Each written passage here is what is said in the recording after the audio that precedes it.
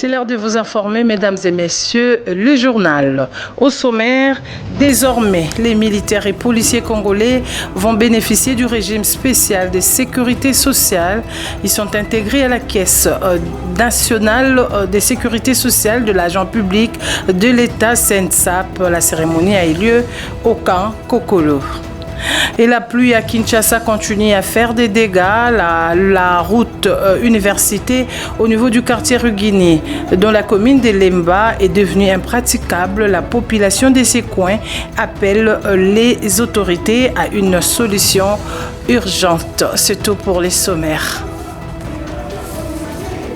Mesdames et messieurs, bienvenue dans ces journaux. Ouvrons-le par cette brève de la présidence où le chef de l'État, Félix Tshisekedi, a reçu dans son cabinet des travail ce vendredi 9 mai l'émissaire du président ghanéen, le docteur Mohamed Chambas, venu lui présenter la candidature du Ghana au poste de secrétaire général de l'ONU Tourisme pour la période 2026-2029. Le président de la RDC les a rassurés de son soutien pour que l'Afrique occupe cette position pour la première fois. Et à la primature dans le cadre de la retraite de l'équipe pays des Nations Unies en RDC, la Première ministre Judith Suminwa a rencontré les chefs d'agence du système des Nations Unies.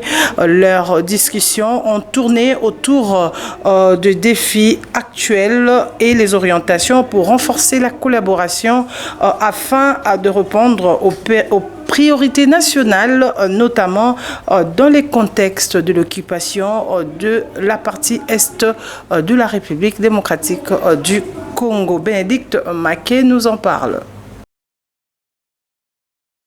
L'objectif étant de discuter sur les défis actuels et définir les orientations pour une meilleure collaboration en vue de répondre aux priorités du pays, surtout dans ces contextes d'occupation de la RDC par l'armée rwandaise dans la partie Est. Pour Judith Suminwa, la crise sécuritaire est certes une grande priorité, mais il faut continuer à intervenir sur les questions de développement. Pour mettre en place le cadre de collaboration entre le système des Nations Unies et le gouvernement de la République démocratique du Congo, de mettre en place, de montrer cet esprit de collaboration qui est le nôtre, de donner un certain nombre d'orientations par rapport à nos, à nos priorités. Donc j'ai un peu refait les grandes lignes de notre plan d'action, de notre PNSD, mais maintenant c'est de voir par rapport aussi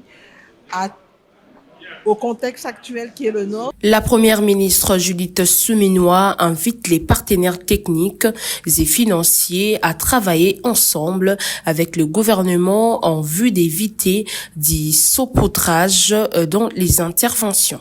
Comme on le sait, il y a une crise au niveau des ressources financières, vu qu'il y a un certain nombre de bailleurs qui ont vu la réduction, en tout cas qui ont indiqué la réduction de leur intervention au niveau des différentes agences du système des Nations Unies. Et dans ce contexte de réduction des ressources, voir comment on peut faire mieux et de manière plus efficace, tout en gardant à l'esprit la nécessité d'appuyer le développement du pays, d'appuyer les communautés congolaises qui sont sur le terrain, de regarder la question des droits humains et la question de protection du civil. Pour les Nations Unies, la rencontre de Kinshasa revêt aussi une portée symbolique. Elle traduit la reconnaissance de leur rôle dans l'accompagnement du pays ou de l'urgence sécuritaire. Et à l'Assemblée nationale, les députés ont examiné le jeudi 8 mai 8 projets de loi de ratification.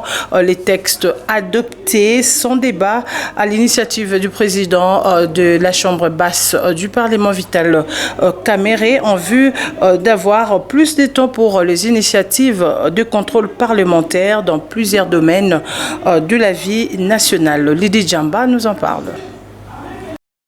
Chose promise, chose faite, la plénière du jeudi 8 mai 2025 a été consacré aux travaux de contrôle parlementaire à travers les traitements de des questions orales avec débat adressé aux deux membres du gouvernement, le ministre de la Santé publique, Hygiène et Prévoyance sociale, Dr Roger Kamba, et les ministres de l'Urbanisme et Habitants, Crispin Mbadou Panzo. Avant de débuter le contrôle parlementaire, au cours de cette séance plénière, 8 projets de loi, des ratifications dont 7 portées simultanément par le ministre des Finances et celui de la formation professionnelle, la ministre de la Culture et Arts et Patrimoine. Donner l'impression aux honorables députés que nous ne tenons pas compte de leurs observations. Nous ne perdons rien en envoyant ces projets de loi en commission où le ministre va vous éclairer sur cette matière. Dans sa réponse, le ministre de la Santé publique, Hygiène et Prévoyance sociale a affirmé que cette politique de la gratuité de la maternité est une nécessité pour notre pays et cette nécessité peut être résolue dans nos structures de soins. Modèle Banque mondiale plus le gouvernement, on a pris en charge 2 031 586 mamans avec leurs bébés. La mortalité que nous avons évaluée dans cet hôpital que nous avons pris montre que la mortalité du nouveau-né est passée de 23 à 18 pour 1000. C'est-à-dire on a amélioré de 5% la mortalité du nouveau-né en une année. Alors je ne peux pas imaginer qu'avant égale après. Avec ces débuts des contrôles parlementaires, le député national attend de respecter au pied de la lettre l'esprit de l'article 100 alinéa D de la Constitution de la République qui reconnaît aux parlementaires le pouvoir de non seulement voter les lois, mais aussi celui de contrôler le gouvernement, les entreprises publiques ainsi que les établissements et services publics. Et c'est officiel, comme je vous le disais en titre, le militaire et policier sont intégrés au régime spécial de sécurité sociale de la SENSAP. La cérémonie solennelle a eu lieu les jeudis 8 mai 2025 au camp Kokolo en présence de vice-premier ministre de l'Intérieur, celui de la Défense et celui de la fonction publique. Les détails avec Marcel Kilombo.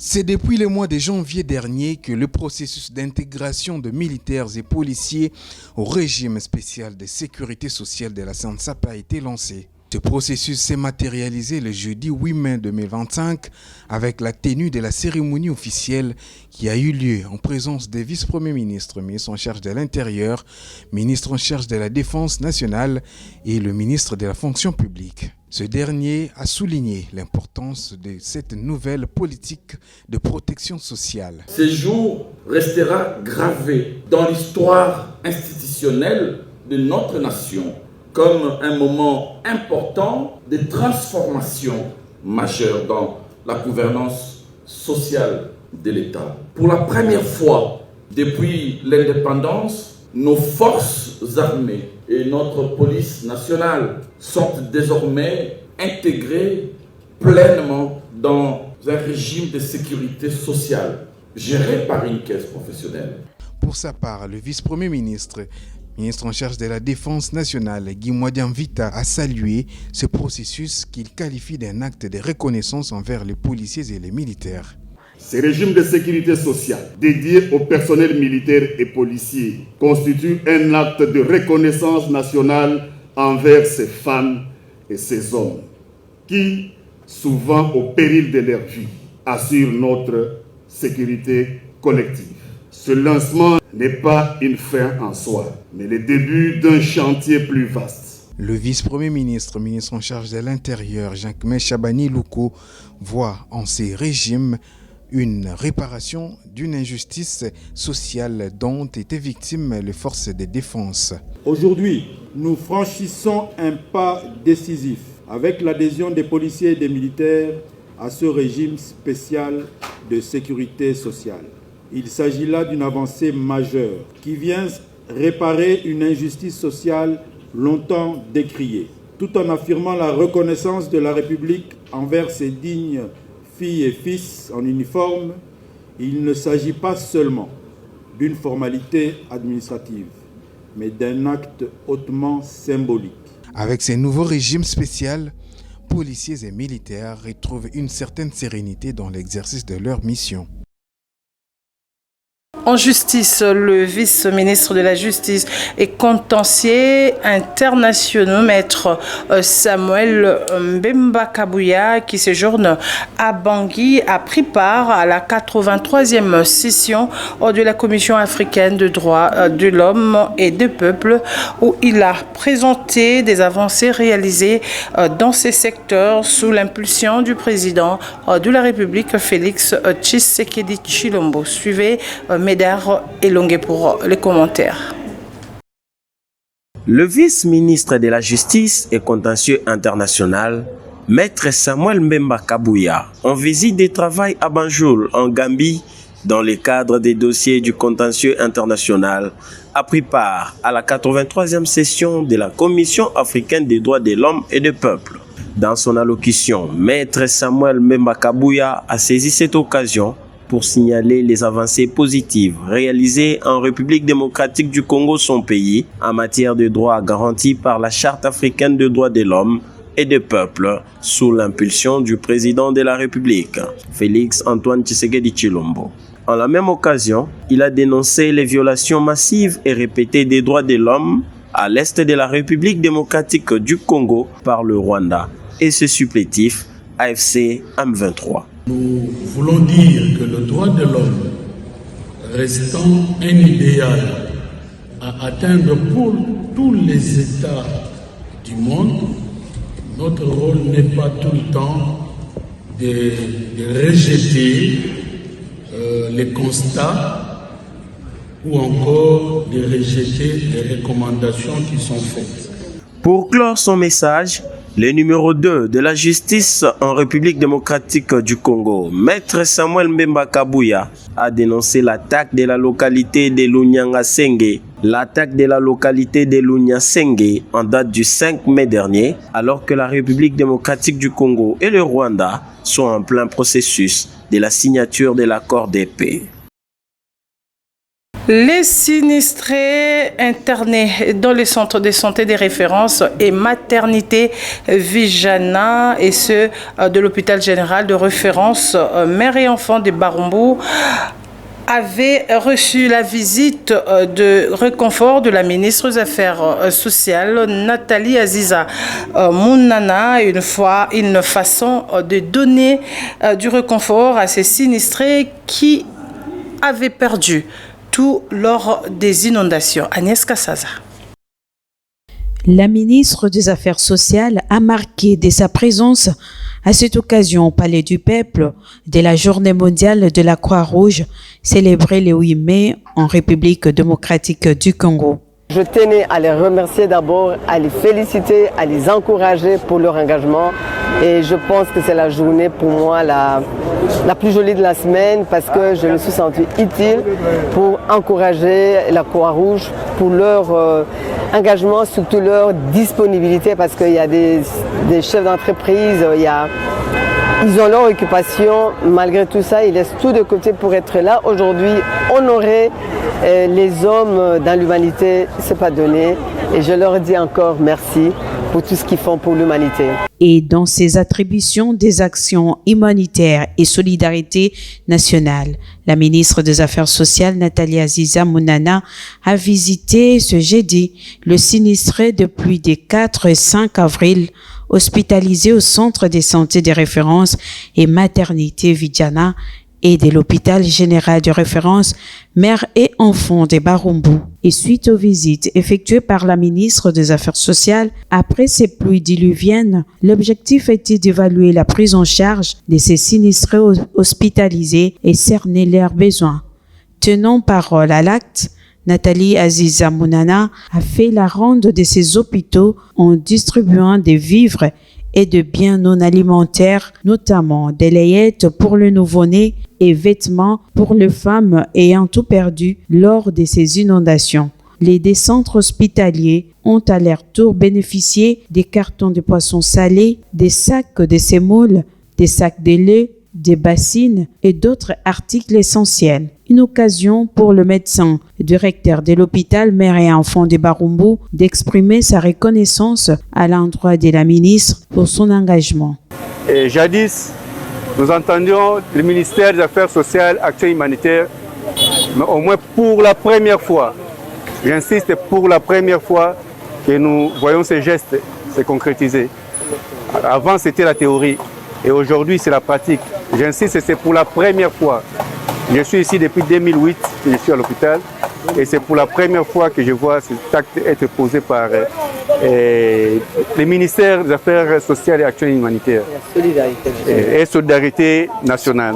À travers cette initiative, la ministre des Affaires sociales prouve son attachement aux valeurs de solidarité et aux besoins des plus vulnérables. Et en religion, le Vatican, le monde entier a découvert le jeudi 8 mai les successeurs de Pape François, décédé le 21 avril dernier. Il s'agit donc du cardinal américain Robert Francis Prévost qui s'est choisi le nom du pape Léon XIV, un Américain qui succède l'autre Américain à la tête de l'Église catholique. Médard Elong. Il n'a fallu que 4 tours d'élection durant 1 jour et demi pour que les 133 cardinaux réunis dans la chapelle Sixtile au Vatican élisent les 267e papes de l'Église catholique. C'est ce jeudi 8 mai 2025 à 18h08, heure du Vatican, que la fumée blanche s'est échappée de la chapelle pour annoncer l'avènement du successeur du pape François. Sur la place du Saint-Pierre, les fidèles catholiques réunis, venus du monde entier, sont à liesse avant même de découvrir de qui s'agit-il. Quelques minutes plus tard, le cardinal américain Robert Francis Prévost apparaît comme pape Léon XIV et communie avec les fidèles dans l'émotion la plus profonde.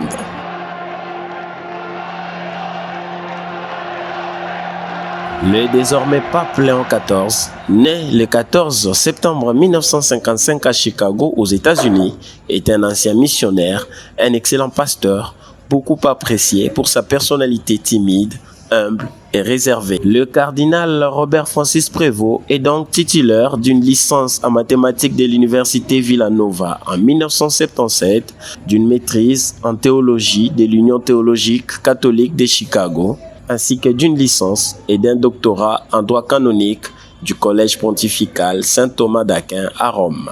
Sa thèse de doctorat portait sur les rôles du prieur local dans l'ordre du Saint-Augustin. À sa prise de parole, le pape a appelé au dialogue et à la paix avant d'apaiser les fidèles du monde entier que le mal ne l'emportera pas. Et en société, les pluies qui s'abattent actuellement dans la ville de Kinshasa ont rendu les routes impraticables. Les cas de la route université dans les quartiers Rigini à Lemba, la population de ces coins appelle à la réaction urgente des autorités. Suivez. À Kinshasa, dans la commune de Lemba, un danger grandit chaque jour. Devant les supermarchés Newlis, sur l'avenue Béni, la route menace de se rompre totalement. Ici, ce ne sont pas des simples nids de poules. Ce sont des grandes érosions, des trous profonds qui traversent la route, des ravins qui s'élargissent à chaque pluie et pourtant, personne ne bouge, personne n'agit, personne ne visite. Les piétons vivent dans la peur. Les mamans tombent, les étudiants glissent, les enfants contournent comme ils peuvent et les autorités restent silencieuses. Cette route, c'est pourtant la voie qui mène à l'université de Kinshasa, première institution d'enseignement supérieur universitaire du pays. Des milliers d'étudiants prennent chaque jour cette direction. Et chaque jour, ils marchent entre les trous comme un fil. Un seul faux pas peut être fatal. Pendant qu'on parle des projets de développement, les sols s'ouvrent sous le pied des citoyens. Ce qu'on voit ici, c'est l'image crue de l'abandon. Pas un ruban de sécurité, pas un signe de travaux, juste un danger et le silence. Le convoi passe ailleurs, les caméras filment des cérémonies, Mais ici sur le terrain, la route s'est déchirée et personne ne dit mot. Pour les pratiquants de cette route, c'est le résultat de l'oubli, de la négligence et du mépris pour les plus exposés. Kinshasa mérite mieux, ses habitants méritent de marcher sans peur. L'appel est lancé d'agir maintenant avant que des trous deviennent des bombes à ciel ouvert et qu'on puisse assister à l'irréparable. Et pour finir, toujours en société, le rond-point Yolo médical reliant les communes Limete et Kalamou est dans un état de délabrement très avancé, empêchant ainsi la circulation fluide des véhicules et taxi-motos. La population lance un cri de détresse aux autorités compétentes. Médard Longo. Situé au cœur de la commune de Kalamou, à Kinshasa, capitale de la République démocratique du Congo, le rond-point Yolo médical, croisement stratégique des avenues Université, Yolo et Bongolo, incarne aujourd'hui le paradoxe d'une ville en quête de modernité, mais confrontée à des infrastructures en déclin.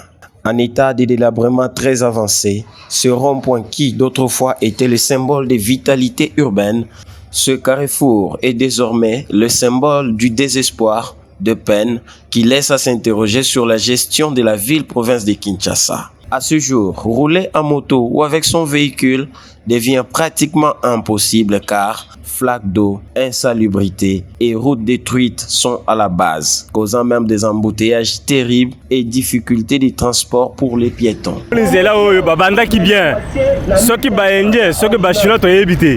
Babanda ki likolo na bongolo bazo na ngoboyi ti 7e awa bakomaki ya babanda ki muke bakati après conteneur bomoni mopanzo conteneur wana ezaki na matériel ba mabende nyonso ezaki na kati biso ba motard to futaka mikanda ba taxe chaque jour maintenant la place de telemi so dépilé côté 3 pene côté yo moko kamo mais c'est journaliste yo moko moni et o eza makambo ya soni tozo senga mais c'est gouverneur na cabinet na yo mobimba bocha mission na yo médical. Chaque jour, la population de ce coin de la capitale en particulier et tous les Kinois en général attendent des autorités de la ville de Kinshasa des actions concrètes et urgentes pour que ce rond-point retrouve sa place dans la capitale congolaise et retrouve ainsi son rôle de carrefour animé opérationnel. Voilà, c'est par ici que nous mettons fin à ce journal, mais avant de nous quitter, les rappels des titres. Désormais, les militaires et policiers congolais vont bénéficier du régime spécial de sécurité sociale. Ils sont intégrés à la Caisse nationale des sécurités sociales de l'agent public de l'État, SENSAP. La cérémonie a eu lieu au camp Kokolo. La pluie à Kinshasa continue à faire ses dégâts. Le route Université au niveau du quartier Regini dans la commune de Lemba est devenue impraticable. La population de ces coins ont lancé l'appel aux autorités pour une solution urgente. Voilà, mesdames et messieurs, c'est par ici que nous mettons fin à ce journal. Merci de l'avoir suivi et bonne suite de programme dans votre télévision, la RTVL.